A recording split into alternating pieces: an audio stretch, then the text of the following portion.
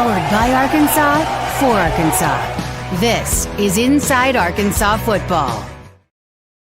And welcome in to the Inside Arkansas Football post-game live reaction show presented by Bet Saracen, Arkansas's #1 sports betting app. Curtis Wilkerson and Andrew Ellis here with you today. Well, breathe. It's over. This miserable season has finally come to an end. The Razorbacks lose to Missouri 31-17. 2-10 on the season, 0-8 in SEC play, the worst program in the SEC as we stand here today.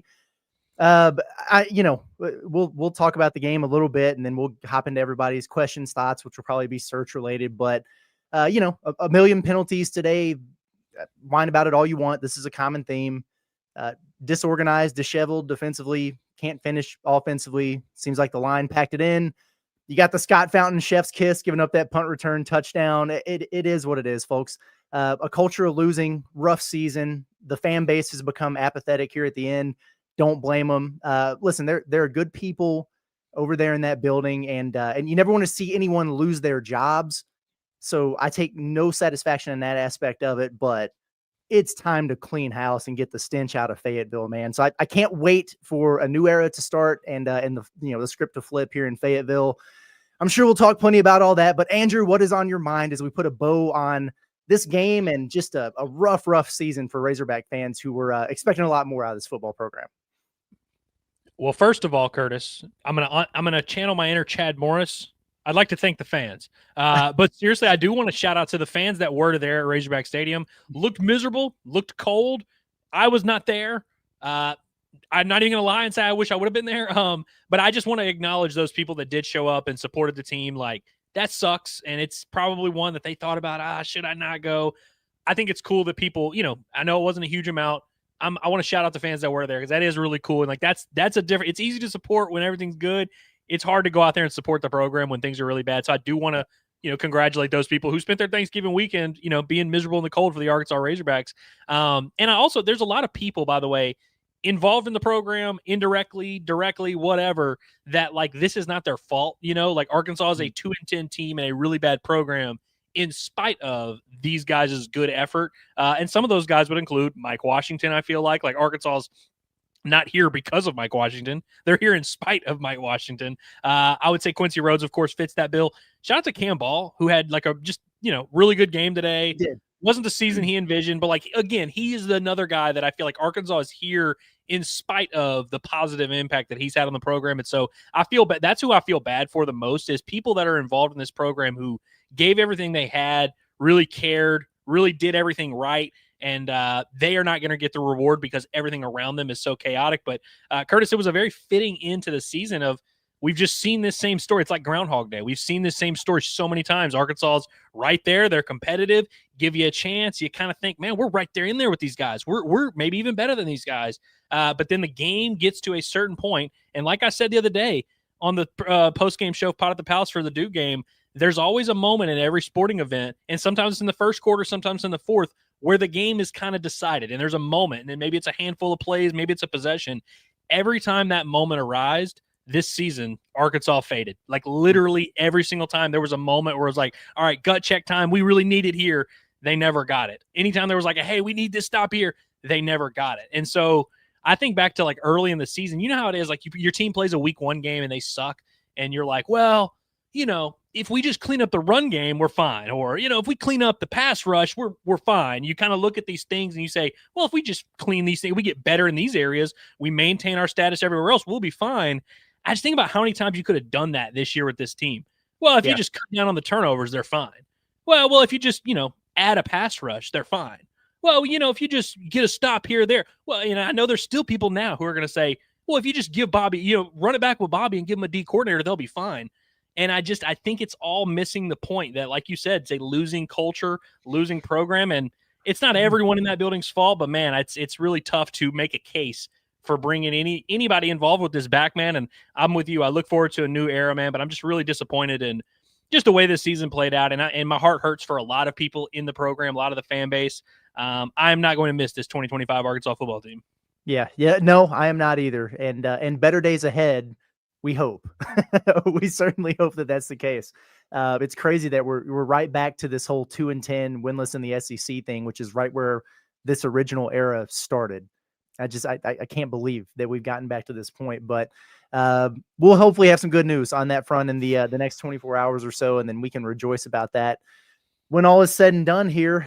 Yeah, you mentioned that point in games where it's going to be decided. For me, I just got these PTSD flashbacks to the Memphis game where you screwed everything up with that fumble. You might have had an opportunity to get the ball back, and then your big defensive lineman got drugged across the first down marker to end that game effectively. And they had Ahmad Hardy in this one, dead to rights there in the hole, about 4 Razorbacks wrapped up on him, and he just Supermans his way out of it and breaks off for that huge run there. And it was at that point I was like, okay, this is going to end like just, all the rest of them. Then there was the punt return. And then the 2-point conversion after that, where they were just completely disorganized. They had like 16 guys on the field and didn't know what the heck was going on. Just a complete mess, man. So, yeah, I'm with you. When the last thing you said there, that you're not going to miss this 2025 football team, I'm not either. And it stinks, man. I just, whatever. I'm so sick of talking about them. I mean, it's crazy, dude. Curtis, every time that you're like, looking ahead to a game, and we all check the weather because we all know weather can very much change a football game. And, you see rain in the forecast and you think, oh man, not going to be a big day for points, because you just know the other team's probably not going to be able to throw the ball that much. Missouri threw 7 passes in this game. They attempted 7 passes. They completed 4 of them for 25 yards, and they ran the ball for damn near 300 yards. And listen, obviously, it's like that's kind of what they have to do, and they have a great run game anyway. That's what they had to do. It's really tough when not only are the conditions favoring you as a defense, the conditions are favoring you, the play calling is favoring you, because they're not throwing the ball. On 3rd and 14 with the game on the line, they ran right up the middle and got it with ease. It was not football. There's so many things in football that you have to be worried about of, are they running left? Are they running right? Are they throwing deep? Are they going to throw over the middle? Are they going to run a crossing pattern? Missouri took a lot of those out of the equation. It was literally just which gap are we running into? It didn't matter. I mean, they had 3 different dudes damn near. I don't know if did they finish with 3 over 100? I don't know if they quite did, but I mean, it's really they had, Hardy had 157, Roberts had 100, and Pribula had 78. So almost. So Paribula didn't get it in. I guess a couple of those tackles for loss down there. That one of those ball sacks must have took him down. But I mean, it's really tough in a game where the opponent is running the ball every single play to still give up 300 yards of rushing. You know what I mean? Like, that's really tough, and that takes deficient talent. That takes deficient effort. That takes deficient coaching. That takes deficient will to win. That takes a lot of just insufficient traits about your football team. When the team is running right at you and you can't stop them, that's just that's just not having hair on your chest, man. Like, that's tough. There's no way you can be like, oh man, we got a raw deal here, if you knew they were running and they ran right at you all day long. I know, it's crazy. And it was Missouri that was snapping the ball all over the place. Like, you got that scoop and score. Their long snapper was in shambles in this game. Oh God, nobody had a worse day than the Missouri long snapper. Missouri Shout out to was Ashton a mess. No, who did not, by the way, and I know Arkansas missed a field goal, not because of Ashton No. Shout out to Ashton No, handling the conditions like a champ. Yeah, no kidding. Missouri was a mess in there, and obviously, my dad's lived in Missouri for 40 years now of his life or whatever, and I was texting back and forth with him. He was just talking about how it's just such a shameful, performance by Missouri, and I can't believe they gave Drinkwitz this big extension, and they look awful. And then eventually, I just texted him. I was like, "Yeah, and you're up 2 scores, so welcome to what life is as a Razorback fan right now." Because you're right, Missouri did suck today, and Arkansas sucked worse. So, but it's over with, man. Thankfully, a couple questions that I want to ask you about this. We'll completely put a bow on this season, and then we'll get into the chat. And I'm sure people want to talk search and everything like that, and that's good. The Bobby Petrino legacy at Arkansas. Did this interim run here, 0 for 7, wanted to be a candidate for the job, didn't do near enough to get it. Does this impact any of your feelings moving forward? Like, when you look back on it, is it going to be harder to remember the good times with the way this went? Do you feel bad for him given the situation he was in? Where's your mind at with that as we close up shop on something we never thought we were going to see? We did, and it didn't go particularly well. I mean, my mindset after, 24 hours ago, I viewed Bobby Petrino a certain way. today I view him the exact same way. Like this game specifically did nothing for me, but in terms of the big picture, Curtis, it reminds me a little bit. You remember Jacob Coker? He was at Florida State, and I want to say he was behind Jameis Winston, and he transferred to Alabama, and he actually ended up winning a national title at Alabama. But I remember every time people would try to hype him up, they would say, well, I mean, lost a quarterback battle to Jameis Winston. There's no shame in that, right? And I would say, yeah, there's no shame in it, but it's like that doesn't qualify him for anything. People did the same thing with Jacoby Criswell. They'd say, well, I mean, he lost a quarterback battle to Drake May. And I'm like, how does losing a quarterback battle? I get it. Drake May is one of the best quarterbacks on the planet. There definitely is no shame in doing that, but how does that qualify him? That's how I feel about Petrino, where you could say, well, I mean, he just lost 7 games that weren't his fault because it was the bad roster, bad Sam Pittman, no staff, defense sucks, all that. I'm like, okay, that's fine. It doesn't have to be his fault, but how does that qualify him, to be the head coach of the Arkansas Razorbacks? I got to be honest with you, man, and I can't really entertain this conversation much more. I mean, we have now run out of time. In the next 24 hours, hopefully, fingers crossed, knock on wood, Arkansas will have a head coach that is not named Bobby Petrino, and we don't have to keep doing this song and dance. I'm just going to, because I know there's people that still feel that way, and I don't want to be dismissive of that, because I understand there's nostalgia, there's a case to be made, good offensive coordinator, yada, yada, yada. I'm just going to ask you a simple question. If 8 weeks ago, when Sam Pittman got fired, if I had told you in that moment, hey, if Bobby Petrino, you're going to hire him as the head coach, but you have to know he's going to lose all 7 of these games. He's going to go 0-7. None of you, at least with a brain, would have said, yeah, that's fine. You would have been like, no, if he goes 0-7, obviously we can't hire him. If he goes 0-7, like if he doesn't win any games, clearly we can't. Like if he had won 2, we really could do the thing where it's like, okay, you win 2, so you go 5-7, and okay, cool. Maybe we could have parlayed that into something else. You run it back and you improve the defense. You can't do that when you win 0 games, man. Like, it's just really tough to do that. And I think if you were talking yourself into that now, I think you're lying to yourself, frankly. Yeah, I feel that, man. What did you make of the quarterback deal today? I did want to bring that up because I thought it was interesting. KJ Jackson gets the start, and so fine, okay. And the next thing you know, second quarter is Taylon's, and then KJ starts the second half, and then Taylon kind of finishes the game. So they did the back and forth thing there. It was a weird spot, I felt like, for Bobby to be in because on one hand, you've got the guy that you've rode with for 2 years, and this is the last game of his college career. You know that. There's no chance for a bowl or anything like that. And then you think about, well, you had KJ come in the Texas game, and he had some moments there. But it's not like you're really playing him for the future because you're not going to be around. We don't even know if he's going to be around. We don't know if the new coach is going to bring in his own quarterback or what that's going to look like. So I guess he just split the difference and played both of them. Did you take issue with that, or you just kind of like whatever? At first I felt bad because Taylor was out there for senior day and his whole family's there and everything. And then when I saw KJ trot out there to start the game, I was like, dang, that's tough, man. But then they both played, so it's whatever. So it's, it's one of those things where hindsight's always 20/20. And so looking back at it now, I think we all can agree you should have just rode with KJ once he started the game. Yeah. Threw a touchdown pass. I mean, by the way, absolute dime of a touchdown pass. One of the best throws I've seen an Arkansas quarterback make this season. That's not an exaggeration. I mean, layered it in perfectly. Wasn't a super large window. He actually made his receiver. Someone could look at it and say, "Oh, it's behind the receiver." No, he threw it perfectly because he needed that receiver to stop, or else he was going to run right into that safety. Beautiful throw, like really high level. Everyone, we all agree. After that throw, he should have stayed with KJ. The problem with that, and again, I'm not going to argue against that. I just want to make that clear. But clearly, as you pointed to, they were going to do this no matter what. Like they clearly said, hey, we're going to play KJ for whatever it was. Was it 2 possessions, 3 possessions? 2? It was like the whole first quarter almost, I guess. Yeah. And then, So they clearly had their plan, and we're just like, no matter what, like even if he leads 3 touchdown drives, we're going to play both guys. I think you have to be able to adapt, sometimes and kind of feel the rhythm, especially when Taylon comes out and they go, it wasn't 3 and out. It might've been 4 and out, but when they immediately, all the offensive momentum is halted, you probably needed to feel that a little bit. And then by the way, you see KJ come back to start the third quarter and he's clearly off rhythm. He makes 2 really bad swing passes, neither of which were even close. It's like, you could tell he clearly wasn't there, and maybe that would have happened either way, but I just think this is a very clear case of you got to ride the hot hand sometimes, and hindsight's 20/20. And I didn't think Taylon, by the way, was like that bad. Like I don't think Taylon did anything crazy. The offensive line started getting their ass kicked, but I don't know how you office, man.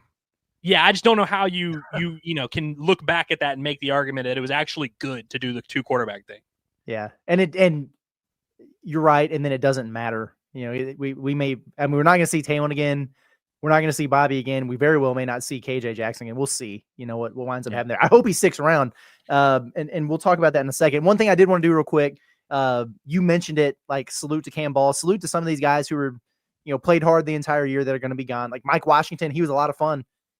He wound up living up to the hype. Well over 1,000 yards, and so a solid little campaign there at Arkansas. Shout out to Omega Blake. We were talking about him in the pregame show about like, well, where the hell's he been lately? What's going on? He got that first touchdown, which is exactly what we were talking about. So when you brought up him, it was like plus 325. I was like, dude, that's just pissing money down the drain. There's no way. Yep. I saw Carmona was about to fight somebody during the game, which par for the course. That's how he likes to end seasons. Yeah. So, like, salute to all those guys. Thanks for being Hogs. Okay. If you're Alex Golish, whoever, takes over this job, who needs to come back on this football team? Like when you walk into the building and you start, looking at the roster with all these players and you think, all right, who do I need to prioritize? Who are the guys that would be at the top of your list from a retention standpoint? I got to be honest with you. I don't think there's going to be many, but there are a handful that they should make a concerted effort to make sure they get back. I want to go with a guy that scored a touchdown today. Shout out to Bradley Shaw. Scored his first career touchdown. He would be one of my first phone calls. And, I don't know, maybe he would demand a ton of money on NIL. I don't know. That's a good young player that I like. Frankly, and we've talked about this a lot, pretty much all of their offensive linemen, not all of them necessarily are guys you need to sell out for, but those young guys, Blake Cherry, the Cash, is it Cash Courtney? Cash Courtney, yeah. Cash Courtney, you want to bring him Shaq back. Even, I know Jack he's McCroy, hurt, young guy, redshirt sophomore. I would give Marion Harris a call, but it doesn't sound super likely that Marion Harris runs it back at Arkansas. But just to have some type of continuity of like, hey, this is a guy that's been here 3 or 4 years, in-state kid, yada, yada, yada. So I'd take a lot of those offensive linemen back if I could. The tight ends, of course. I don't know. Does Rohan have any eligibility left? I don't think so. I know he walked today. So. Okay, so yeah, probably not him, but Jaden Platt, I believe, has at least 1 year left, maybe 2. I'd definitely take him back. Hey, I'll tell you who I like. We might be saying the same thing. No, you go. No, you go. You do it. Oh, well, I was going to say JJ Shelton because he's played quite a bit the last couple games here, and I like that kid, man. He's flying around out there. Looked pretty good, so he's on my list. What were you about to say, though? I was just going to say, I mean, one guy that I feel like we have to address is KJ Jackson. Now, for sure. I do want people to understand, because I understand everybody feels very strongly about this. You cannot blame, like if Alex Golish winds up being the head coach at Arkansas, you cannot blame him for bringing his quarterback, Byron Brown, who, by the way, is having a freaking phenomenal year. He's been in his offense for 3 years. He's been around him. Culture, experience, talent. And by the way, the kid's freaking awesome. Watch him play. You'll like him. You can't fault Alex Golish if he wants to ride with his guy. I do think no matter what, though, even if you do bring in a guy, what's the harm? I mean, like, obviously, KJ, it's very likely that KJ will say, you know what, maybe I want to go with a coach who actually picks me and, maybe just open up my recruitment and see my options. But I think you should be, why not have KJ around just to, at the very least, give him a chance to compete for the job. And I know some coaches do that where they will say, oh, yeah, we're going to let them compete, but they know who they want to win. Regardless, I'm sure Arkansas is going to bring in some type of transfer veteran quarterback of some sort, regardless of who's hired. But KJ Jackson would be a redshirt sophomore who got a lot of valuable experience this year, now made his first career start, something he can build on. I'd like to see what he looks like with another offseason because I really am a believer in KJ, big picture. But I'm also not going to fault KJ if he decides to explore his options. Yeah, for sure. And it's a unique situation too, to where maybe he enters the portal and sees what his options are, and he winds up coming back. We could see some of that a little bit different because I guess they'll hire the coach soon, and the portal situation is different, and it won't even open up until January.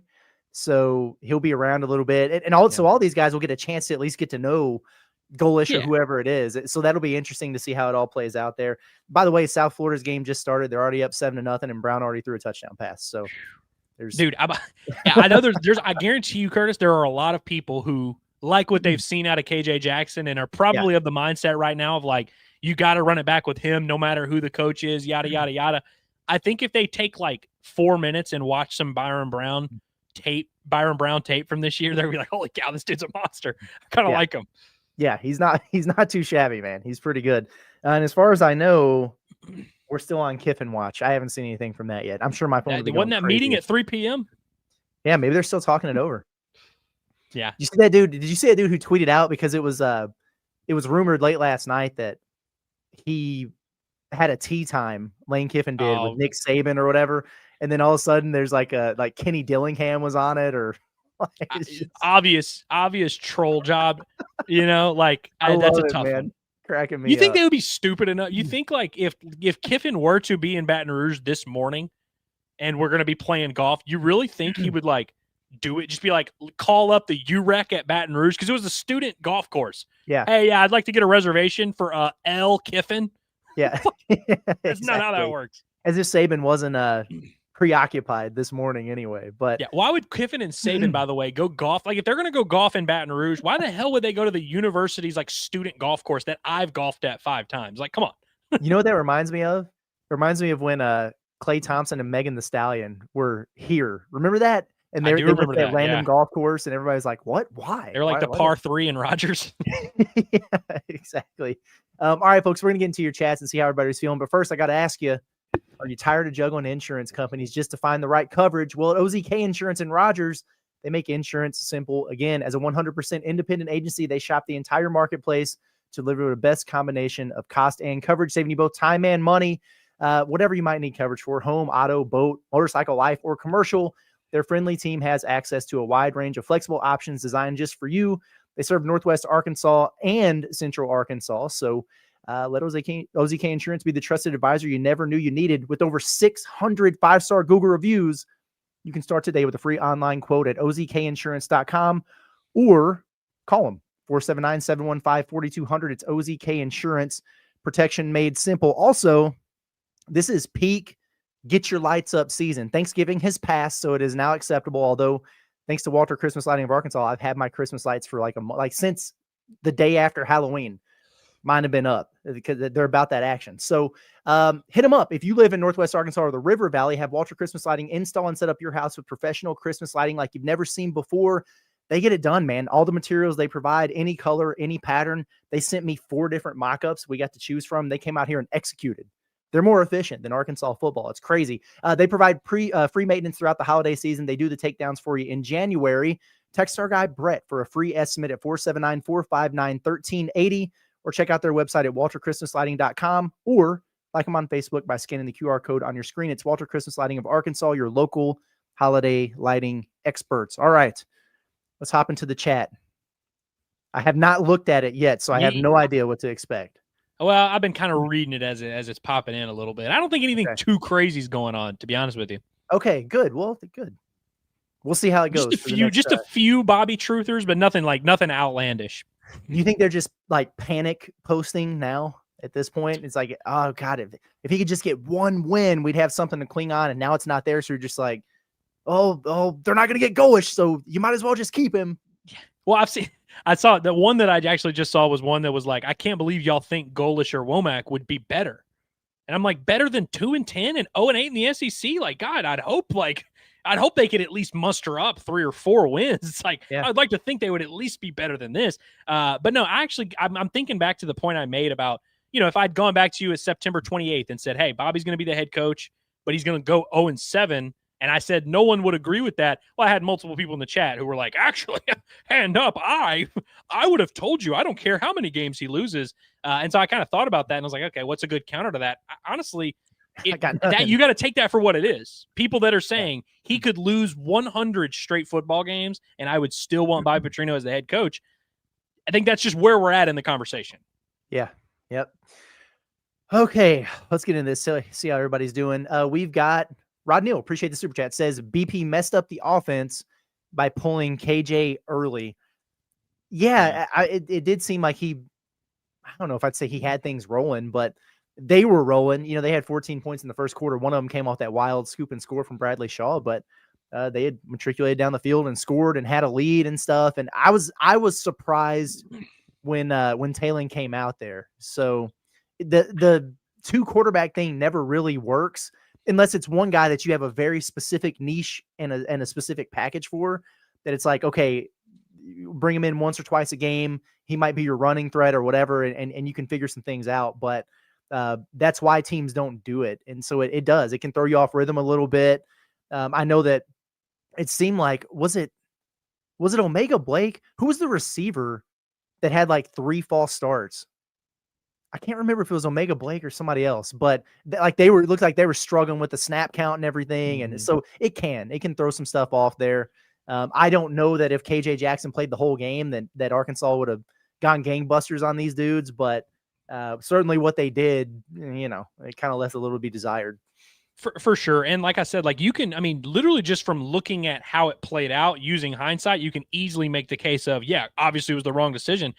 I think there's also more to it of like, when you go into a game with someone like KJ as a redshirt freshman making his first career start, we always hear coaches say stuff about, oh, we're going to give him a few easy throws and we're going to try and kind of settle him into the game. And you kind of like do these things to make your quarterback comfortable.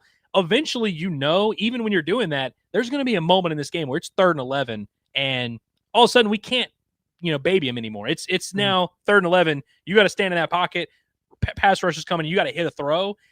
That's literally what KJ did on that. His last throw of the first half was 3rd and 9, I believe it was. Stands in the pocket, collapses on him quick. He keeps his eyes downfield, makes a perfect read, perfect throw. Like, that is the biggest moment of his life, biggest moment of his career. Like, that is what you, as an offensive coordinator with a freshman quarterback, you fear that moment. 3rd and 9 when they're going to rear back and he made a freaking awesome play. It's really hard. And I get it. It was your plan. And then now you get to sit and watch. It's really hard to do that. And then clearly he never, I mean, and by the way, like I'm with you that like there was no way they were going to win the game. Personally, I think they were going to lose the game either way. But it is just kind of tough with how it played out, which by the way, we didn't really say it. I don't know. But I mean, KJ was 11 for 17, 126 yards and a touchdown. Taylor Green, 6 for 13, 59 yards. Was sacked a few times also because KJ also had more rushing yards. It's a really tough one. I think the offense scored 3 points with Taylor in like 6 or 7 drives. Like that's a tough one. Yikes, man. Woo. Hickory Hog. Big time. We appreciate you. Shout out to Malik Thomas. He says, let's all turn to the book of Hog, chapter 69, verse 420. Thou shalt not be sad it happened, but jump with joy, for it is over. Now give us our head coach and let's move on. Better times ahead. I like that. I couldn't have said it better myself. Sounds like it came right out of the John Neighbors Sunday devotional playbook. Well done. Yeah, that's good stuff. That is good and a stuff. Great super chat, by the way, $20. Jeez. Yeah, that's big time. I didn't even notice that at first. That's big time. And that's where we're headed. And I mean what I said. And I'm still operating under the assumption that it's going to be Alex Golish. I'm not as bullish about about it as some others. I'll believe it when I see it kind of deal, but I can't allow my mind to go too much further into other options. Whoever it is, I don't care who it is. I really don't. I'm going to operate with optimism for the new regime because the one thing that I know for sure, I don't know if it's going to work with Golish. I don't know if it would have worked with James Franklin or anybody else, but what I do know is what they're doing right now ain't working. So clean house, start fresh, and I'm ready to go into it with an open mind. I want better things for this football program. Are you ready for breaking news? I am. I shouldn't have said that. It's not the breaking news to the left. It's not even breaking news, actually. This is just a thing that happened. Okay. According to our boy Daniel Fair over at Hogbeat, he says Bobby Petrino walked out of his press conference and got a round of applause from the fans who were watching. A bad ending to the season, but he's still loved for the good times he gave Razorback fans. See, okay, one, cool. Like I like that. Respect to Bobby. Like seriously, respect to Bobby. He put out that really nice statement the other day, which I got to be honest. That's more or less exactly why I'm okay with him getting a round of applause. Why can't we just leave it at that? Hey, good effort. Not your fault. We don't blame you for this. We appreciate you, coming back after, a long time and trying your best. You gave us a year of a good offense and, a first half of a good offense this year. We don't hold a grudge. We don't hold anything against you. It's clearly not your fault, but thank you for the memories and we'll see you later. Like, why can't it not be that simple? Yeah. Can we just give him the old, that'll do pig? Yeah, that will do. Your watch has ended, and we appreciated your watch. We needed you to watch these kids for the last 8 weeks. We're good now, though. Yes. Babysitting job is over. Silver Sergeant, appreciate it, says, terrible game, terrible team, terrible program. Thanks, Hunter, you're a check. And PTB. What's PTB? Powers Powers that be? Powers that The be. powers Yes. that be. Okay. Powers that be. Thanks for HY and the powers that be. Okay. Yeah. Yeah, well, it was a terrible game. It was it was not a great watch, period. Like there's two football teams that looked a little bit dysfunctional. Yeah, I mean, I don't think it's harsh to say it's a terrible team. They just went over. Unironically, one of the worst teams we've ever seen, frankly. Yeah, I mean, their last win was a blowout over Beckman's Arkansas State. So, yeah, terrible program. I mean, they're objectively speaking the worst program in the SEC right now. I mean, there's no discussion about it. So yeah, it's rough stuff. So hopefully they get it right moving forward. Yeah, definitely. I mean, there's no doubt. Like Vanderbilt literally might have clinched a playoff spot today. Did they end up winning? They did. Yeah, Vanderbilt literally win Vanderbilt. That's unbelievable. And like, obviously, yeah, historically, Arkansas, every time we do the conversation about programs, people bring up history, and I get it. Like, historically, Arkansas is not 16 out of 16, but over the last, I would say, decade, I think John tweeted out the stat, in the last 12 years, 1/3 of Arkansas's seasons have been winless SEC, 0-8. And that include, by the way, that doesn't include the 1-7 Brett Bielema team. That doesn't include the 2-win John L. Smith team. Basically, half of the years of the last 12 years have been absolutely putrid, like literally the worst team in the SEC. It's very frustrating. Very frustrating. Those Band Geeks, we appreciate you. Says, one last time this year, Payne. Make sure to like and subscribe to vent your feelings and get hyped for basketball and baseball seasons. Woo Pig Suey, it's over. It is over. That is important. And here's the cool thing about this, though. Late tonight, tomorrow at some point, very soon, they'll name a head coach, and we'll be able to go live, and we'll be able to have some optimism again. We'll be able to look ahead to the future and be excited about stuff. And there'll be people who are pissed off about whoever they hire for a while, but they'll win you over eventually. We'll have the press conference, and we can dive too far into it and break down the hog call and how well he does. And we'll be breaking down, South Florida, whoever's roster. And hey, these are all the guys you got to bring with them, get these guys back. And then we'll be able to talk about all the hypotheticals. Well, if they got this money in NIL, what does that rev share look like? Ooh, that guy just hit the portal. And we'll be able to go through the whole roster build and give ourselves a reason for hope again. Now, we'll could it all come crashing down on us again?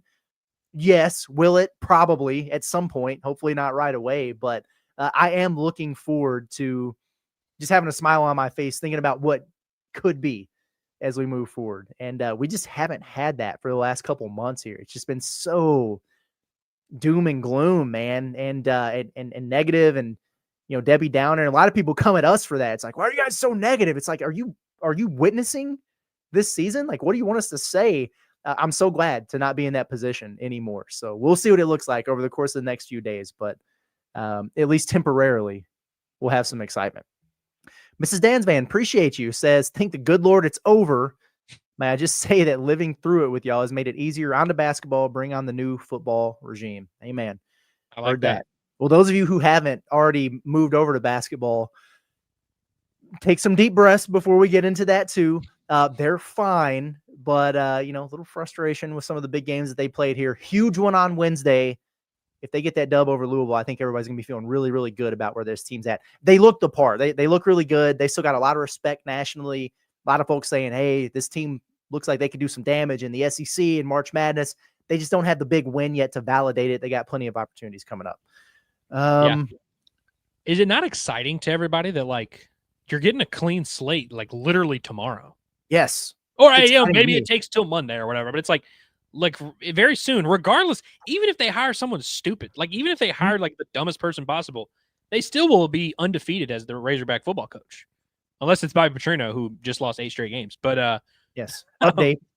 Byron Brown just threw another touchdown pass. Okay. It's 14. Okay. 14-0. Hey, you know who Byron Brown's going to be throwing deep balls to next year in Fayetteville, Curtis? Do I? Chaz Nimrod. Yes. Chaz Nimrod's going to be Arkansas's deep threat next year. It's going to be awesome. Can't wait. Yeah, and then the emergence of Courtney Crutchfield, and we're rolling. So exactly. Yeah, Courtney Crutchfield and Chaz Nimrod. They're coming to fulfill the prophecy. That's right. Titan Pig, thank you, says, Bobby has no clue what a winner is anymore. Talent evaluating is trash now. It's not just green. Look at Satania. Dude, if anybody wants, if you get bored tonight and it's like 12:30 and you can't sleep, go back and type in YouTube and say Isaiah Satania commits or enters transfer portal, and you'll see a video of me and Curtis talking about it. This was back in, I guess, last December. Mm-hmm. We got eviscerated, dude. You want to talk about us being negative? Because we were very like, we didn't like say, hey, hit the panic button, but we were like, whoa, this is kind of like notable. Like the number one receiver coming back next year is like just not coming back. Like we kept saying all year, we were like, the only receiver they're getting back is Satania, so they're gonna have to do a lot of work in the portal. And then Satania left, and we are like, whoa, what the heck? Like, wait, why did that happen? And everybody in the chat was like, why are y'all freaking out? This kid sucks. Like, he literally cannot play in the SEC. He sucks. Why are y'all upset? Like, y'all are being dramatic. And like it to the point where it made me think, I was like, damn, I guess I just misevaluated. Like, maybe I really did. We even said that on the show. I think we were like, damn, all right, maybe we're just overrating Satania, whatever. Yeah. He's like literally going to be all SEC second team. Going to get drafted like the 4th round and have a great career. He has 56 receptions for 827 yards and 6 touchdowns. I don't know if that's updated with today's numbers, but that's where he's at. He had in a win over LSU that may have clinched them. It may have kicked Vanderbilt out and clinched a spot for them. I know they got the same record or whatever, but anyway, 9 catches, 121 yards, and a tutty for Satania against LSU. Must have been like a game-winning tutty too, because maybe so. I think he literally caught the game-winning touchdown in the game that is going to send Oklahoma to the playoff as he cracks 950 yards for the year. He is, man, he is really balling. By the way, out. Do you think that Titan pig is the same Titan hog from back in the day? That's a good question. The mod? Yeah. Over there? Titan? The mod Titan hog. Maybe. It's good. Reveal yourself. Yeah, we want to know, Titan pig. Yeah. Man, oh man. Okay. Oops, I lost my place for a second. No, there we are. Hogs Wild 45-26 says Hunter Yurachek for the Hogs equals Jerry for the Cowboys. Not going to win till they are gone. Hey, huge win for the Cowboys Thursday. I don't know what you're talking about. The boys got it done. Good, didn't they? The boys got it done and successfully finished that football game on time while also delaying the start of the basketball game by 20 minutes. So I get it. They got to do their post-game stuff, but I was like, come on, man. Yeah. Whatever. Let's see. Fishman says there's a lot of Hunter Yurachek talking here. By the way, did you see the video that I can't remember if it was the Razorback basketball account or it was just Coach Z. It was Z. Yeah. Yurachek getting shots up at the United Center. Yeah. Just getting some shots up. How many takes did you think that required? Do you think he was getting buckets right away? Or it just pains me to this is painful for me to admit, Curtis. I think Yurachek can probably hoop a little bit. Like, I don't think he's like a good basketball player. Wasn't that I think he's a pretty athletic guy for the most part. Why did I feel like he played like D3 basketball or something? I don't know. He might have. I mean, dude, and listen, of all the ways we can make fun of Yurachek, there are many. There are a lot of ways. Yeah. He says something on national television like once a week where you can make fun of toughness and physicality. We really can't. That dude took that cleat to the face and kept on trucking. That was pretty impressive. I think he's probably a pretty good athlete. Like, I bet he's a tough card in pickup. Yeah, I bet he is. In the post, I bet he's just immovable down there. Man. All right, we got to move on from Hunter Yurachek's basketball. We're moving on from Hunter Yurachek's basketball to what Fishman says, which is Yurachek wasting time on the playoff committee is a dereliction of his duty to Arkansas. That's cost to fire his beep, and all this is his fault. Well, I didn't even notice. I didn't read the chat before we started talking about Yurachek. I do love that we were just giving Yurachek like some props for a second while fire his ass is on the screen. It's insane, man. This is the kind of content like you couldn't pay for, man. I got to be honest with you. I don't know who the previous CFP chair was. I don't know who any of them are or have been. I don't know any of their names. I remember nothing about them or anything they said. But I have a feeling, even if Hunter Yurachek was someone else's athletic director and he took over this position and did the things that he has done the last couple of weeks in front of a camera, I would know exactly who he is and would be making fun of him every day. It just stinks that he's Arkansas's AD and he's doing some of this. And then it just adds fuel to the fire for Razorback fans who are frustrated about, the situation with the football program and NIL and everything like that. The coaching search finally coming to a head here. But yeah, like when you very publicly do not have a coach yet, and he's up there doing the 6-7 thing. It's just calling Reese rich. It's a rough look, man. I get it. I also just go back to my theory, because Roger Goodell for years has been like one of the most hated men in America. Like every single NFL fan ever hates Roger Goodell. Like I've never met a prominent figure like Adam Silver, dude. His approval rate may not be through the roof, but it's like at least around 50%. Like Roger Goodell, it's like 5%. I've always felt that the NFL purposely wants to have a guy that is just the punching bag that everyone can direct their anger to. And you think about college football playoff, how many fan bases all year long complain and tweet at the SEC, tweet at the NCAA, we got screwed, this is rigged, blah, blah, blah. I think the NCAA really does like having a punching bag a la Hunter Yurachek. And I'm not saying for sure. I would love for someone involved with the NCAA to come and correct me and be like, no, we actually picked him because we love him and he's great and he's, forward thinking, blah, blah, blah. I bet that played into the decision a little bit of like, this will be I mean, literally they had Jeff Long up there while he was not active as an athlete. He had just been fired from multiple schools and he was running the playoff thing. Like, I think they do purposely pick people that they don't mind getting made fun of. I have something I need to share. It's been out there for about 20 minutes, so I imagine some folks who are watching have already seen this, but we got a quote from Drink. So I saw some comment about this. Tell me, please. After the game, Mizzou head coach Eli Drinkwitz, this is from Ethan Westerman over at Whole Hog. He says, I think the SEC is better when Arkansas is good. As a guy who's from Arkansas, I hope they can find the right coach and get this thing going again, because this is a special stadium when it's sold out and the fans are rocking. I know Arkansas fans believe in the Hogs, and so I wish them the best. Thank you, Eli Drinkwitz. Thank you. And listen, so we have a truce with Eli. I feel like you and me, I'm not talking about Arkansas fans, just you and me, like he's patched things up with John. They've sat down, had a good talk. I don't have any reason right now to be angry at Eli Drinkwitz. This is the most humiliating thing in the world. Like that's exactly Eli Drinkwitz right. no longer views the Arkansas Razorbacks as a threat. We just got little broed by Drink. Yeah, you got little broed a little bit. You got, hey, good, keep your head up, champ. Keep fighting. You'll get there one day. Like that is tough. That's like whenever you like airball a 3 when you're 7 years old and your younger brother's like, oh, hey, it's okay, buddy. Hey, when I was your age, I couldn't make those. I had to shoot elbow jumpers for a few years. Yeah, you'll get there one day. Like that is what's happening right now. And that's humiliating, but we have to just accept that and say thank you. Thank you, Papa. That's all we can say. I hate it here so much. Gosh, it just ruined my night. Anyway, Nick Ehrman, we appreciate it. We appreciate everybody hanging out with us here. Nick says fans need to stop dragging Bobby. He got a bad situation and didn't work out. Not the guy, but he loves Arkansas. Thank him and move on. Just like we talked about the Bobby truthers who are with him through thick and thin. There's also the never Bobbies who, don't take into account the context of the situation. I think we both fall somewhere in the middle, but I do agree with the last sentence there. Thank him, move on. That's exactly where I'm at. Appreciate it, man, for everything. And, see you later. See you around. He said I guess he told the guys on the broadcast before the game that he wants to coach still. I don't know where that's going to be or what that's going to look like, if it's an OC or a smaller school head coach or whatever. Yeah. Best of luck. I'll follow you. I'll root for you. Appreciate it. See ya. 100%. Thank you, Nick Ehrman, for giving us that beautiful middle ground, because I mean, we become known for this, Curtis. You don't have to be all the way one way. Two things can be true. You don't have to be all the way Bobby sucks, he's the worst thing ever. You also don't have to want to hire him as the next head coach of our university.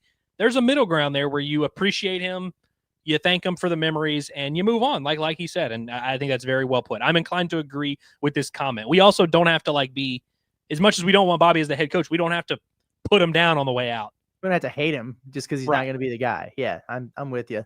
We got a follow up from Nick. He says, one more thing about Bobby. Everyone who said BP only cares about BP can kick rocks. Class statement the other day. He cares a ton about Arkansas and fans. He paid his penance. Again, I agree with this. Nick's on fire. Yeah. I will add though, not to push back against Nick, because I very much agree with both of his super chats. I understand if you are a fan and you do not feel warm, fuzzy, happy feelings toward Bobby Petrino. If you just you're not a fan and you don't like him and you're not going to remember him fondly, I don't really care. I think that's fair. You're fair to feel that way, but I would agree that we don't have to be so dramatic with it and be like, oh, that guy sucks. He never cared about anybody. He doesn't care about us. Not to say that he's like bleeding Razorback red, but I would agree with that last sentence. He paid his penance. Like, I mean, the dude was fired from his job. He had to bounce around a few times, came back and served as the OC, like had to deal with this 10-game losing streak. Like he's gotten his due. He served his time. We're good. Yeah. Yeah. Oh man. Okay, moving on here. Filthy Tom says, I picked the worst year to run 2 miles in the plastic hog hat before every game. Started off prideful, but felt like a public shame ritual today. Yeah, the walk of shame has become the run of shame, and it's like a pre-shameful event. Like you're doing this before That's the type the of thing inevitable you do happen. when you lose a bet, or you like lose you like finish last place in your fantasy football league. Yeah. I can't think of a sadder visual, frankly, than like post Thanksgiving Filthy Tom with the gut hanging out is just like getting out there for a jog with the hog hat on for the two. That is low key a sad visual, but hey, good on you for doing something. Stay committed to the bit. Yeah, I haven't run 2 miles consecutively in a number of years. So credit to you. Well, it's over now, Billy. You don't have to do that again. So, Titan says, hit the like button. Thank you. Please do that. Appreciate it. Hit the like, subscribe, all those things. Helps us out. Sharkensaw says, thank God it's mercifully over. Time for a rebirth and for the Russian boar to come home. Also, time for Cal and the squad to fix the vibes. Agree with all those things. Yeah. Are we going to do this with Golish? Like, is he going to be the Russian boar? You think he'll lean into that? So that second question is the important one. If he likes it, sure. I see no reason not to call him the Russian boar.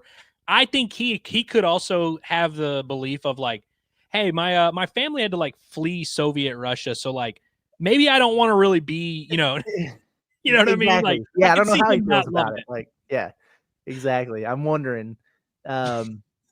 I'm excited for the potential there, though. Can we just talk about the fact that I had never heard Alex Golish speak until 3 months ago, maybe? Yeah. I really thought he was going to be like, bring me kicker. I need kicker. Oh, no. Come on. He must die. Bring me. Punt him, hit field. Like, I really thought he was going to be full-on Russian. Yeah. So for him to just not be Russian sounding at all, a little bit of a bummer, but I'm cool with it still. He's got a vibe to him, though. So he definitely has a very different, like, I would have never guessed he was Russian, frankly, based on, but he does have a very good vibe that it's not going to take me long to get behind. Titan says, God, I love being a Titan / Hog fan. There we go. Maybe that's what it is. Titan? No. Because if so, like, no disrespect, but I'm in the same division and I don't think, but no, I respect to the Titans. Hey, Cam Ward is playing some decent football despite having zero help whatsoever. Shout out to Cam Ward, famously saying that. What did he say about Traylon Burks at the beginning of the year before? Yeah, he's top 3 receiver in the league or something like that. Yeah. Shout out to Cam Ward also for being Eric Morris, born and bred. Many are. Chris Bennett, thank you, says, I try to lie and say we have the better program, but Mizzou going 10 for 12 on us is total domination. Yeah, Arkansas unequivocally is not a better football program than Mizzou. I know a lot of people feel that way. And if you want to say Arkansas should be a better football program than Missouri, sign me up for that. But yeah, they're not, unfortunately. I mean, you just have to start the sentence. You have to say outside of the last 12 years. Yeah. That's pretty much what you have to say. And honestly, that number 12 can be 7 if you want it. It could be 15 if you want it. It can be 20. I know Arkansas had some good years in there, but like even if you took Arkansas's best years of Petrino, Missouri has matched that because they went to the SEC title game twice. So it's like, even since Missouri has joined the SEC, by the way, that's the number. Since they joined the SEC, Missouri's been an objectively better program than Arkansas.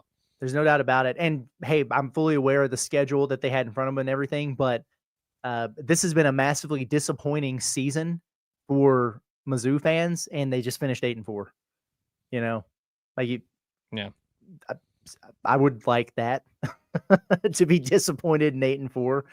We're begging for it over here. So let's see. We got real Hunter O'Neill says Bobby pulling KJ shows it's time for him to go. I do feel like if it was a game of consequence, like if this mattered at Right. all, this probably wouldn't have been the approach that they had.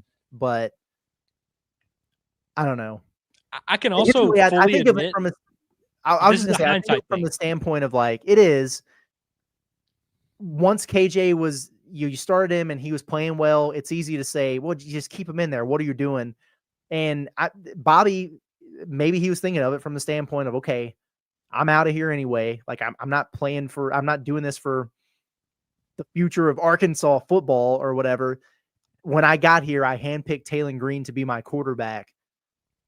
I'm not just going to set him on, period, on the last game of his career, which just so happens to be my last game ever coaching Arkansas football. Like I'm sure that played into it. And so he did what he did.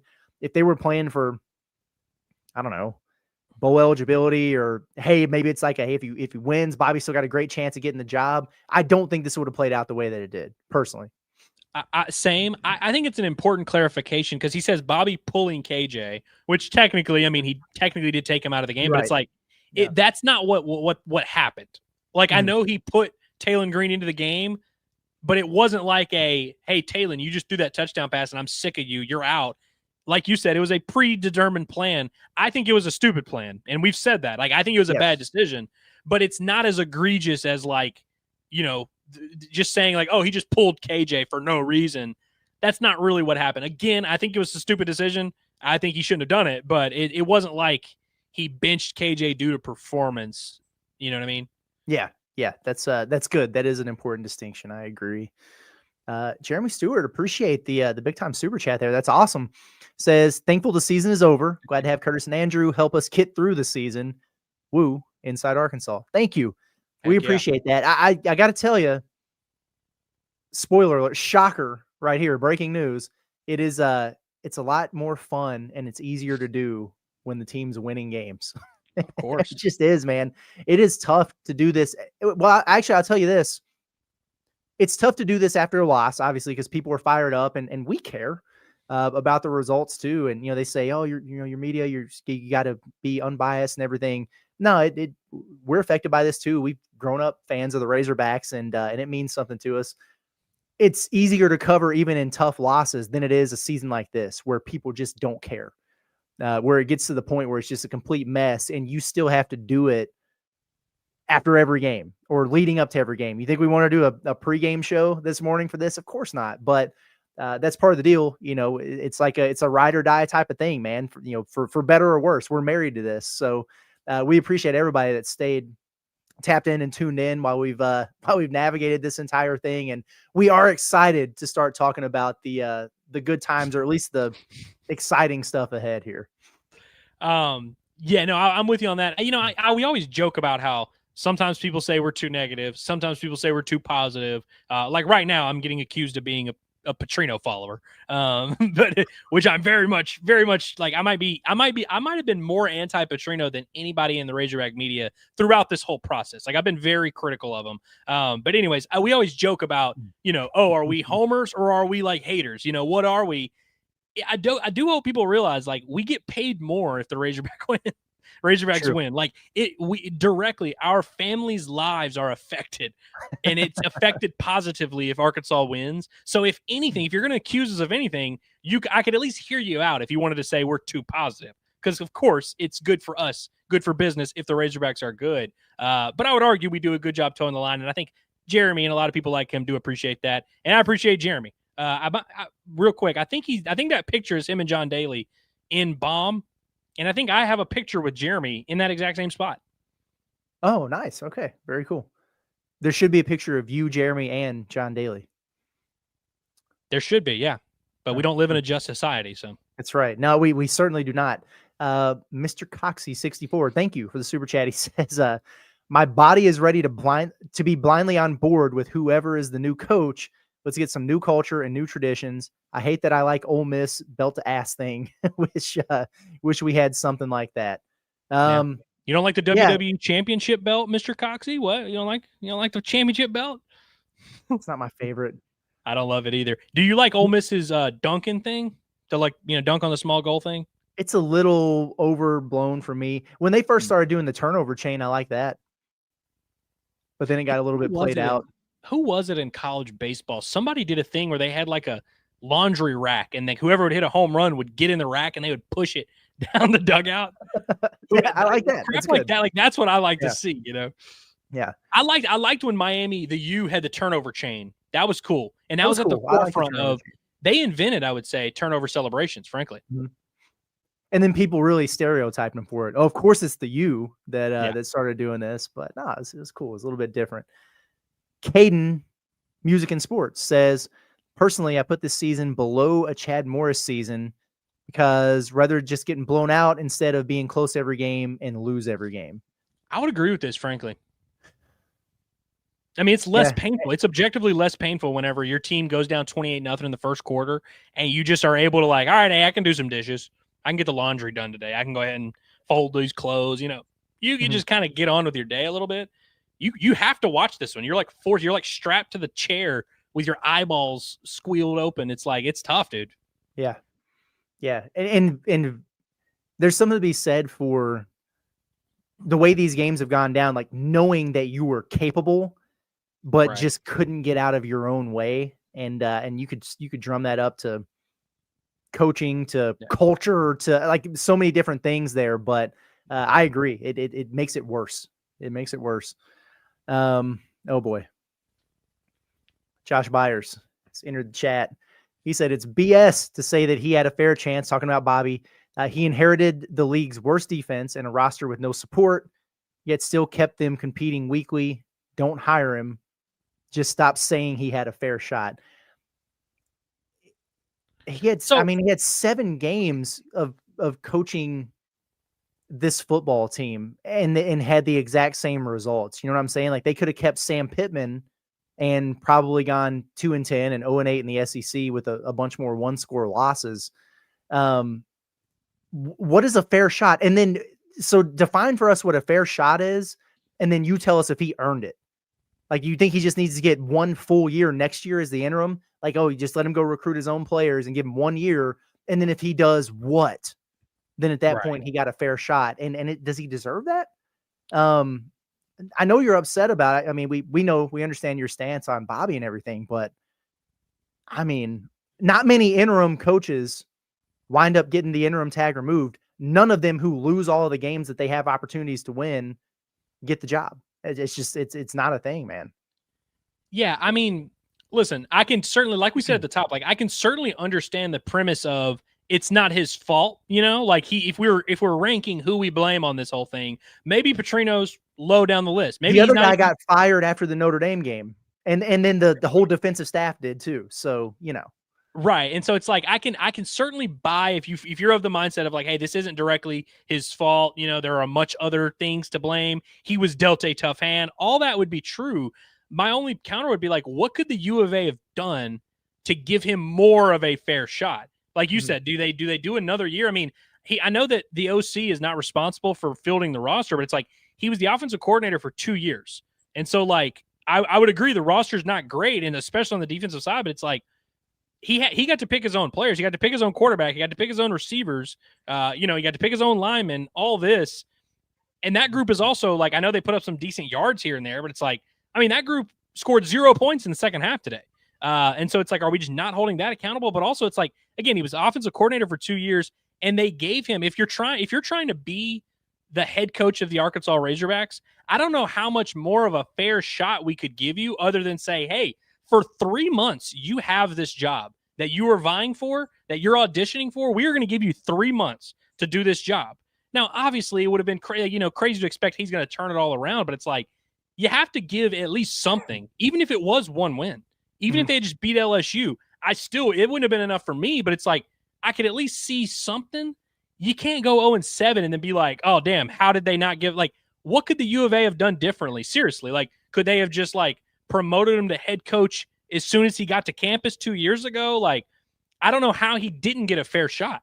He literally got to be the head coach. Like, if you're applying for a job and they're like, hey, here's how your audition's going to go. We're going to give you 3 months to do this job. I don't know how that's not fair. Like, what is unfair about that? I agree. And at the beginning of the year, you had the exact same team, right? The same players, the same weaknesses, the same deficiencies, all that. And what happened? Like you went on the road and played Ole Miss, who's going to go to the college football playoff, to, one possession. Like you proved you could hang but not beat really good teams like that. And that's kind of been the MO. So that was already established. And Bobby Petrino did nothing to change that. Now, is it his fault? Whatever. No, not blaming him, but if that was already established, we already knew that Arkansas was capable of playing close against good teams despite their flaws.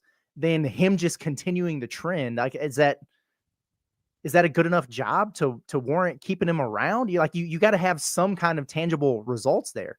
It can't be the exact same as the guy you just fired in the middle of the season and paid several $1 million to go away. Do I feel like the defense made some improvements from where they were after that Notre Dame game? In ways, yeah, I think that they probably did. Did the offense regress a little bit? Maybe because they were playing real teams down the stretch of the year. Yeah, that happened too. So it's a long season. I just I can't subscribe to the fair shot thing. I don't know what else you could have done other than what you did. And I would have to imagine that he knew coming into it when he got the interim and said, hey, I want the job. I want to be considered. I'm sure he had an expectation there himself of, okay, I know that I have to win at least one game to potentially get this job. And, they didn't even do that. So to that point, Curtis, because again, from the day that they fired Sam Pittman, we started having these conversations that we're having now about like what constitutes getting the job. And I remember we had a show on Inside Arkansas Live shortly after. And by the way, this is all on the internet. Like you can go find this. Like I'm not just like making stuff up. Like you can go find this. We had a show where we said 3 wins would definitely we said 3 wins is kind of the iffy part where like if he gets 3 wins, you can debate it. 4 wins, no doubt about it. He's the head coach. 2 or fewer, it's going to be hard to sell. That was what we said on that show. And now you can say we had our hope misplaced or whatever. We also looked at the schedule and we were like, oh, Auburn's a complete disaster. They also have an interim coach. Mississippi State, they suck. They're in year 2. They have a weird roster. Like that's a winnable game. Arkansas was right there odds-wise in those games. LSU, that's an interim coach. Like there were opportunities there. And I will just go back to every single one of the Bobby guys. If we had told you on September 28th, he's going to lose every single one of those games, there's no way you would have been like, sure, we can still run with him as head coach. And if you do, then that says all we need to do. We don't need to continue having this conversation. Yeah. Asking you to beat a bad Auburn and bad Mississippi State team at home is not an unrealistic barometer to be considered to be a head football coach in the. And it doesn't matter where we set the barometer. We could have set it at 0.5. He was under. Sorry. Yeah. Caden is back. We appreciate it. Says, thank y'all for doing what y'all do. I hope we get goalish, but I'm still worried Hunter Yurchek won't get it done. Dude, I can't believe we haven't talked much goalish on this hour-long postgame show. I know. Well, it's 21-0, by the way, and Brown threw another touchdown. So that's awesome. You just continue. But I will say, Curtis, would you agree with this sentence that you hope we get goalish, but you are still worried HY won't get it done? I'm always worried that he won't get it done. So, do I believe the thought process? Do I believe that Arkansas is in a great spot? Do I believe that they should get him or that they're in line to get him right now? Of course I do. But the fact that that it's not signed yet and it's not official yet, of course I'm going to be a little bit concerned until that actually happens, especially knowing all the other dominoes that could fall into place, knowing they go out here and have this game and then maybe you feel some type of way walking out of that locker room. There's so many different things that can happen from the time of, this is going to get done to it actually getting done. So I know there are some people out there that get really pissed off. I see some people in the Discord that have been doing this the last couple of days who are like, it's done. Gosh is done. Stop. Why is everybody worrying about it? It's battered hog. Relax. It's over. You got him. Until it is done, announced, out there, he sends his farewell to South Florida, thing. I just, there's going to be a part of me that's like, okay, I need this to be official before I get too excited about it. You've been burned too many times. I understand anybody who feels that way. 100%. And I mean, listen, like it'd be one thing if it's just like they're all that's left is them signing on the dotted line. According to multiple national reporters and everyone in the state of Florida, he has not even agreed to be the head coach, like let alone sign the contract. And that's the implication when people say that, is that it's agreed and everything's all fine. They just haven't gotten it in writing. I don't know how you can confidently say that when when everyone nationally is not saying that. And those are the same national guys that you guys have been telling them they're wrong the whole time. And they've been dead on with exactly who was in the mix, who might be the guy, what the timeline might be, all of that stuff. Especially when, by the way, we haven't gotten the Lane Kiffin thing, but it's like, that was kind of the thing we knew from the jump. Like, even on Wednesday, when it was reported that he would agree to be the head coach, we were like, damn, it's kind of interesting that he's not going to wait on Ole Miss, because everyone kind of viewed that as a potential wrench in this whole plan. And maybe in 5 minutes when we get off the show, they'll say, hey, Kiffin's staying at Ole Miss. We're all good. In which case, at that point, if Kiffin stays at Ole Miss, I'm like 97% confident that Arkansas and Alex Golesh will get it done. If it becomes a debate between Arkansas and Ole Miss and potentially Auburn, who may hire DJ Durkin, maybe they won't, but it's like, if it becomes a 2 or 3 man race, I don't think it can be considered a foregone conclusion that Arkansas wins that race. Yeah, like if in the next few hours, one of these other jobs with schools with an opening out there decides to zero in on Alex Golesh and make this interesting, make it a bidding war, try to go get him, then yeah, I become very concerned about what that looks like. Now, do I believe that Golesh is next on Auburn's list or Ole Miss's list or Florida or whoever's? No, I don't necessarily believe that. So I'm still have a high level of confidence that Arkansas winds up getting this done. But yeah, I mean, there's too many factors still at play right here with the craziness of everything for me to sit here and say, I guarantee it. Hell no, I'm not going to do that. I'll let the other folks answer for that. And hey, if it winds up being the case, great. That's what we hope would happen, and do your victory lap. But we've seen this play out too many times, man. Yeah, the good thing is there hasn't been much smoke, if any at all, of Auburn Golesh. Like, I haven't even heard those two things put together, really. Like, I think maybe some people guess, but I haven't heard a guy from the Auburn message board be like, I'm hearing it. I mean, we talk to Quinn all the time, and he's never brought up Golesh's name once. Right. Was it Thamel today, right? That was like, yeah, Auburn and Ole Miss, but it was just kind of like in passing, Right, as kind of a hypothetical thing. And, again, we'll see, but like, it seems like Summerall, Florida is like maybe the most sure thing out of all this. Like, I think it was Thamel who said today they're the clear front runner for Summerall. I think that makes sense. So that kind of takes one off the board, but I didn't think Florida was really that much of a threat to get Golesh. I also don't think LSU is. So if Kiffin doesn't go to LSU, I'm not worried that LSU is going to get him. I'm not super worried about Auburn. I think that Ole Miss job is kind of the but of this whole situation is like, but if that Ole Miss job opens up, all bets are off. That's kind of how I feel. Have we heard who their other hypothetical candidates would be? Like, if Ole Miss opens and Summerall goes to Florida, I mean, Golesh, would be somebody they look at there. Golesh and Summerall were the two people listed in all the reports of like, if Kiffin dips, Golesh, Summerall. And so if Summerall does go to Florida, then yeah, I would be inclined to think that, like, I'm not saying Alex Golesh would be like their number one guy, but I don't know who else would be, frankly. Yeah, I'm trying to think off the top here. I don't know. Yeah, we'll see what happens. Maybe he just stays, The good thing I do think, though, and when I say this, I know some people don't view this as a good thing. It does seem like Arkansas is either going to get Golesh or Womack, which is kind of from the jump. And I know Kane Womack's not going to like excite the fan bases. It might not even excite me, but like, if that's the worst case scenario, I think I can maybe sleep tonight. Maybe. Yeah, me too. Not as well, but yeah. Right, correct.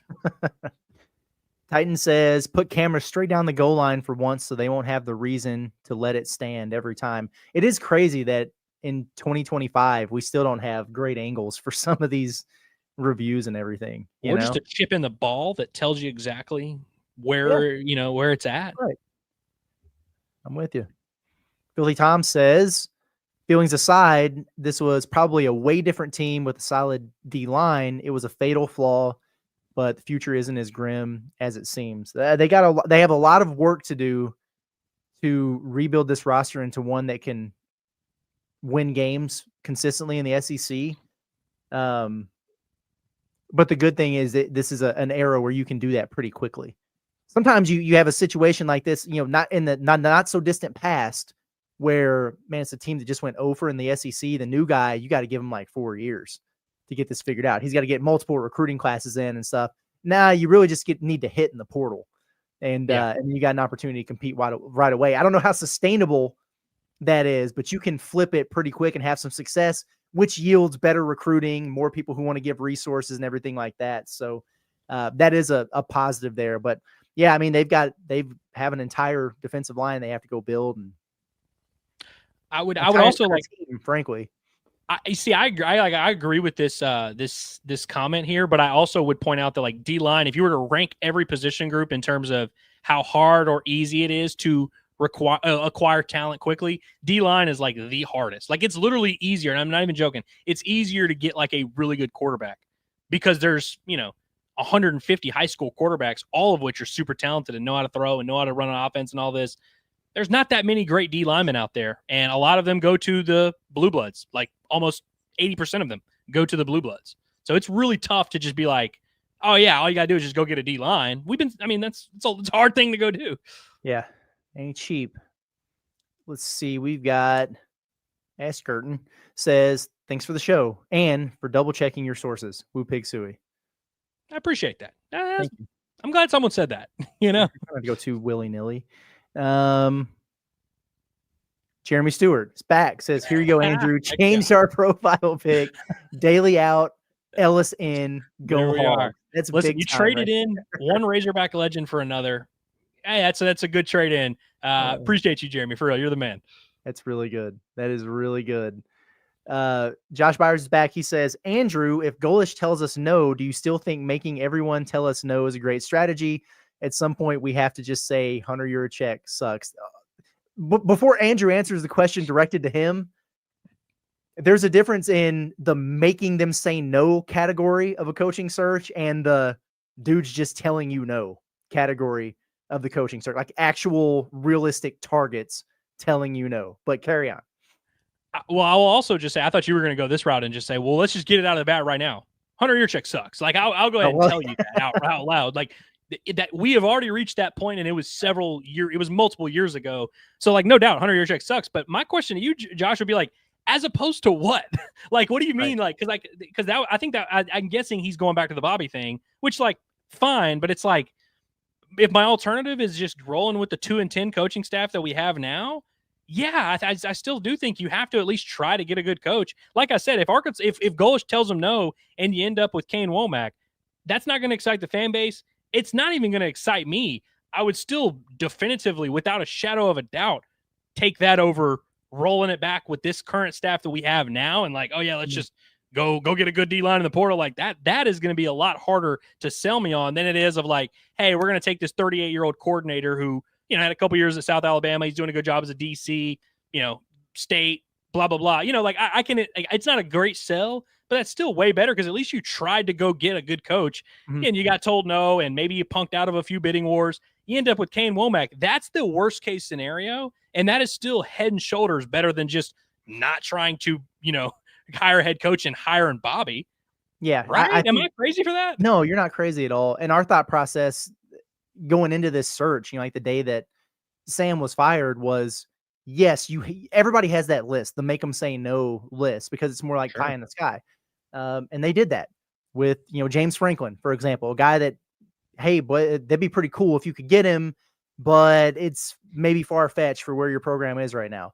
A guy like Kenny Dillingham that's coaching at his own alma mater, and the reservations he has about where he's at are the exact same things that are plaguing you right now. Matt Campbell, who, maybe they kick the tires with him or whatever. Guys like that, where it's like, well, let's just check in. Let's see if we can have a conversation, see where this guy's mind is at, see where it could take us. And is there any way that we could make it work and make it match up? Well, they did that.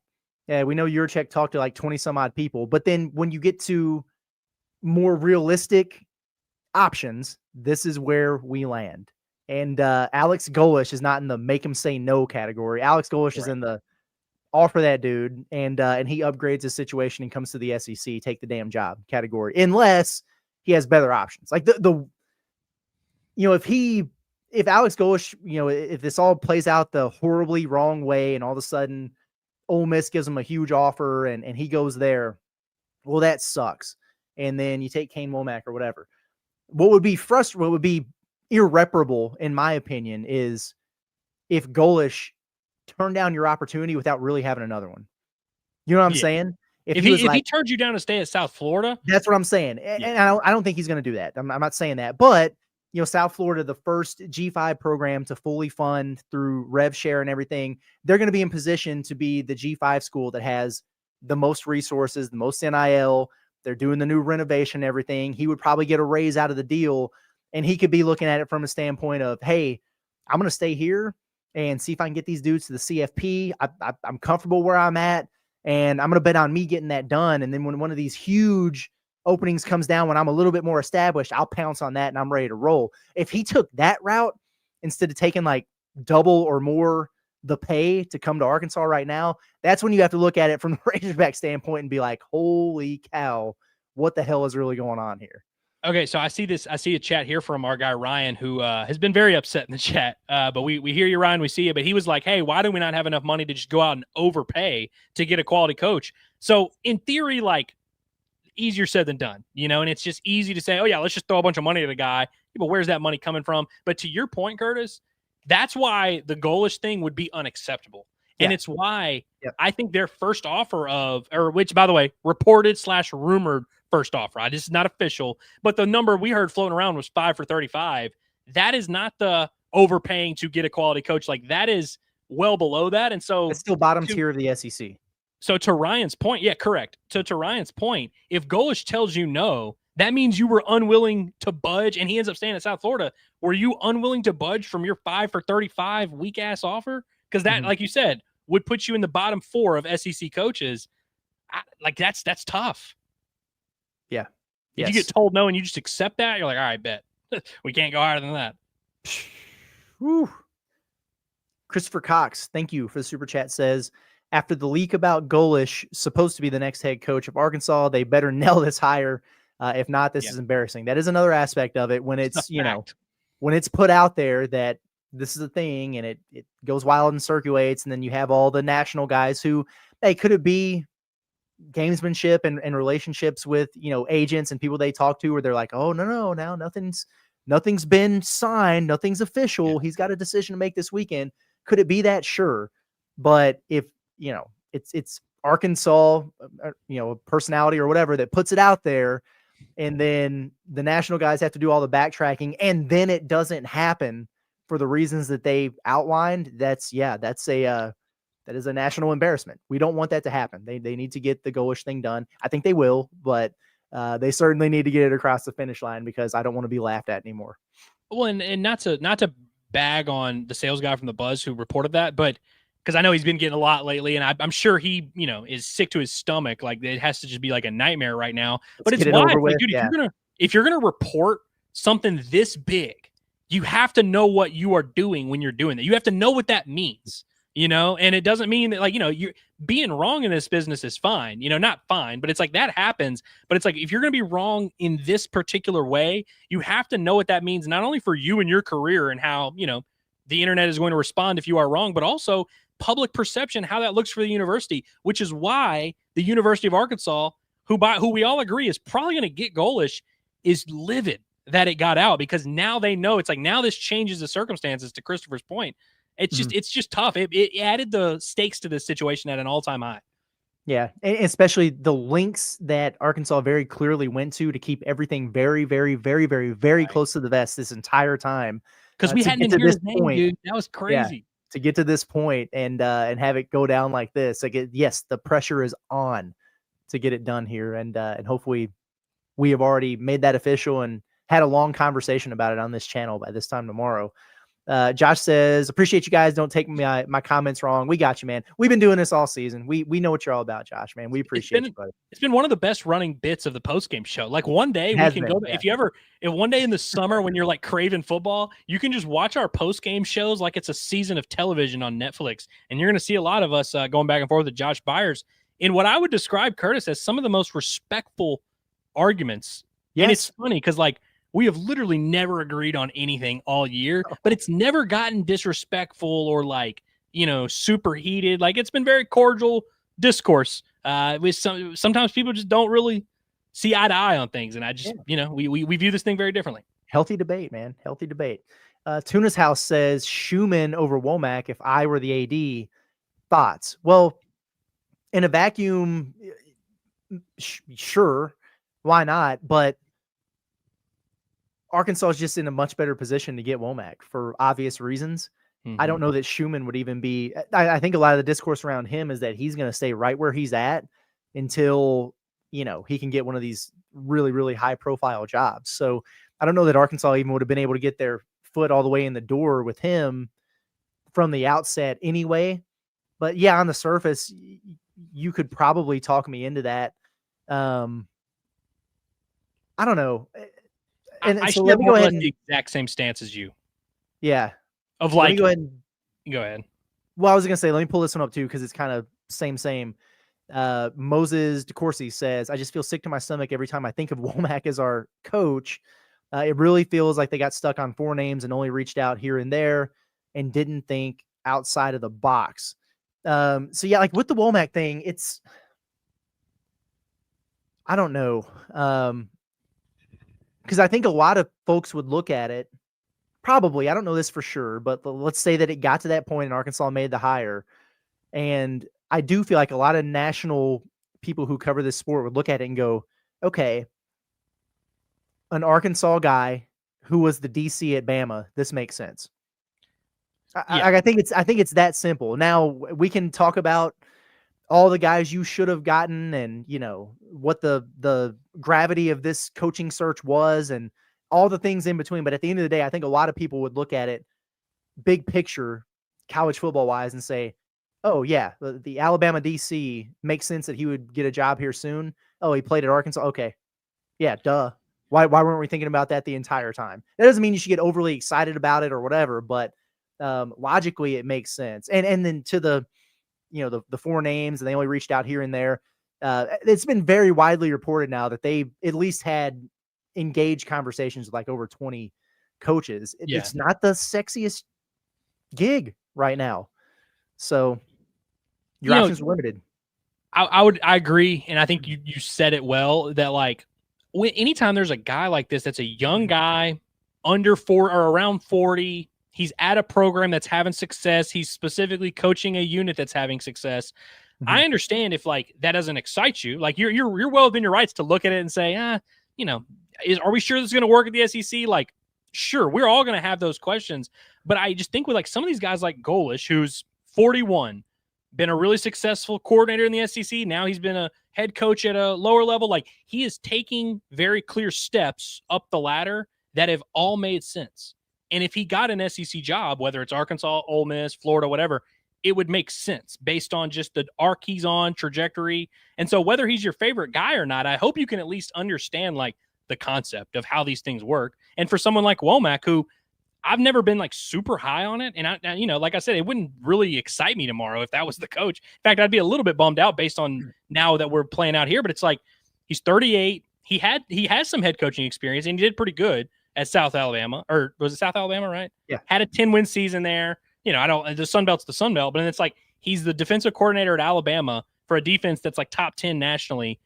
Typically guys who fit that description end up getting promotions to other big jobs. And it like, again, some of them like Jeremy Pruitt didn't go well at Tennessee. Kirby Smart went really well at Georgia. Like, it's not always one or the other, but it's like, can y'all at least understand the conceptual idea of like how a guy like that moves up the ladder? Like it does make sense. And there's guys like Chad Morris who move up the ladder despite sucking all the time. And so all of these guys run that risk of being the guy who actually just looks good on paper and actually sucks. And that's always a risk you run, but it's like, I've been very surprised by how many people are like shocked and appalled at some of these names. I'm like, they kind of like make sense, like just based on everything, like everything we know about college football, coaching, promoting, career arcs, all that. Mm-hmm. Yeah, no, that's absolutely true. And, I'm with everyone who wanted to pluck Dabo Swinney away from Clemson or whatever. Like, absolutely, man. Like shoot your shot, and you want this program to get better. So I get it. Like if you look at somebody who doesn't have like this demonstrated track record of doing it at such a high level, and it's like a grand slam hire and everything, you just wonder, well, is it going to be like everything that we've seen the past, however many times that we've tried to do this? I get it. I do. At the end of the day, the SEC is a beast. You're 2-10. You went winless in the SEC this season, and you have an athletic director who flat out said that, the coach who was here didn't have the resources, didn't have what he needed to be successful. And so then you can talk all day about, the strides that you're going to make to improve the situation. And I'm sure they will to a degree. How much remains to be seen, but that's not a great starting point to making that type of splashy hire right away. You might just be in a situation where you have to take one of these up and comers and hit on him to get right back 100%. there. It's just, the realistic where you're at type of scenario. And again, I've seen people do this game where they're like, we could never hire a coordinator. We could never hire a group of 5 guy. And like, I understand how you came to that conclusion, but like the number 1 team in the country, Ohio State, directly came from a coordinator job. Elko at Texas A&M came from Duke 2 years before that, was a coordinator for Notre Dame, and just went up the ladder that way. Indiana, Signetti came from a group of 5 school. Actually was at an FCS school for most of his career. He had only been a group of 5 coach for a couple years. Georgia, Kirby Smart, coordinator at Alabama. Dan Lanning, Oregon, coordinator at Georgia. Ole Miss, Lane Kiffin was the coordinator at Alabama 3 years before he gets the Ole Miss job. Like, I understand why you would not be thrilled, and maybe the specific names, all these guys you can fluctuate, make cases, but it's like, I don't know why we're like all of a sudden acting and clutching our pearls of like, we're considering a guy who's a high-level coordinator to be the head coach of a football. It's like, that happens literally every single year at every level of football. At the high school level, there will be guys that are good coordinators that get head coaching jobs. Like, it's a very normal thing that happens. You just got to find the right one. I don't know if Kane Womack is the right one, but it's like, it's crazy to me, and I'm low on him. It's just crazy to me how dismissive people are of like, oh, this guy, he could never have success. He could never have success. We better hope that guys like that can, because that's where we're at. We're going to wrap it up here, folks. So I do want to give one final update. South Florida, 28-0 at half. Byron Brown, 193 passing yards, 3 touchdowns. He's added another 56 on the ground. Dude, that Rice defense must really suck. Because you remember we were doing this post-game show last week, and North Texas just kept scoring on them like 74-yard touchdown. That Rice defense must be absolute buns. Yeah, get them on the schedule for next year. Okay, so folks, we do this every single week, or like every time we're live, whatever. We do encourage you, if you're not subscribed to the YouTube channel, to do that. First of all, we just really appreciate it. It helps us a lot. Like, we're trying to show up more in the searches and getting that algorithm, and the more subs we have, the better. So help us do that. It's, it's free. It doesn't sign you up for anything. And we would really appreciate it. But also, I implore you, if you don't have those notifications turned on, turn them on, because we will be going live soon. Something's going to happen. If Alex Golish is announced as the next head coach at Arkansas, we're going to go live immediately, and we're going to talk about it, and we're going to have a lot of fun doing it.